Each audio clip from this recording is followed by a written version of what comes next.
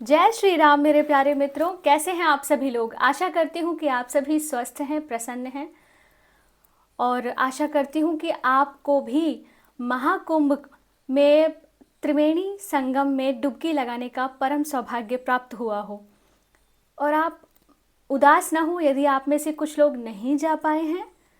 यदि आपने मन ही मन प्रयाग जाने की इच्छा भी जाहिर की हो, आपने तीर्थराज प्रयाग का सिमरन भी किया हो, तब भी आप पूरे पुण्य के भागी हैं। विनय पत्रिका का पाठ हम कर रहे हैं। इस पाठ को आगे बढ़ाते हैं। तुलसीदास जी आगे क्या लिखते हैं।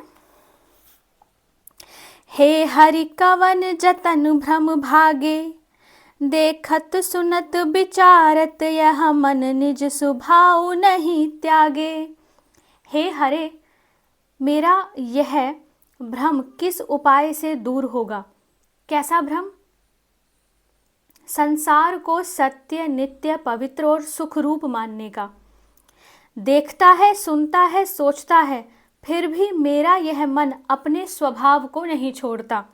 देखत सुनत विचारत, देखता है, सुनता है, विचार भी करता है, किंतु मन अपना स्वभाव नहीं छोड़ पाता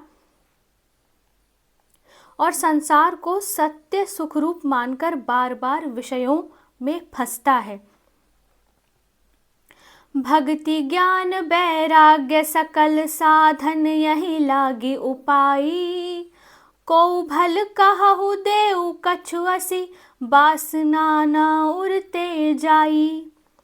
भक्ति ज्ञान वैराग्य आदि सभी साधन इस मन को शांत करने के उपाय हैं, परंतु मेरे हृदय से तो यही वासना कभी नहीं जाती कि कोई मुझे अच्छा कहे अथवा मुझे कुछ दे।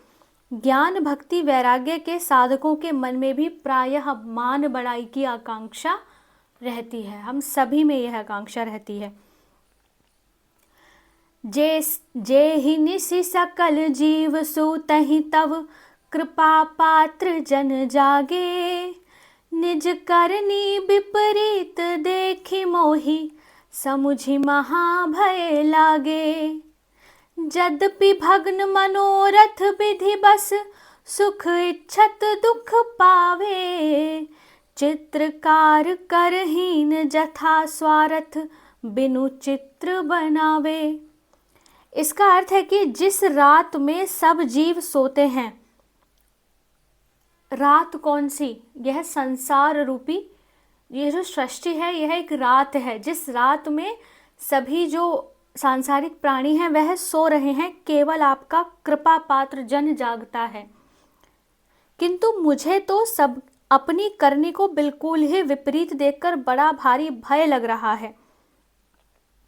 यद्यपि दैववश प्रारब्धवश मनुष्य के सारे मनोरथ नष्ट हो जाते हैं, सांसारिक सुख उसके भाग्य में लिखे ही नहीं गए। इसका अर्थ है कि जो हम संसार में सुख दुख भोगते हैं वो अपने प्रारब्ध के अनुसार है, जो पूर्व के कर्म हैं, सुकृत हैं।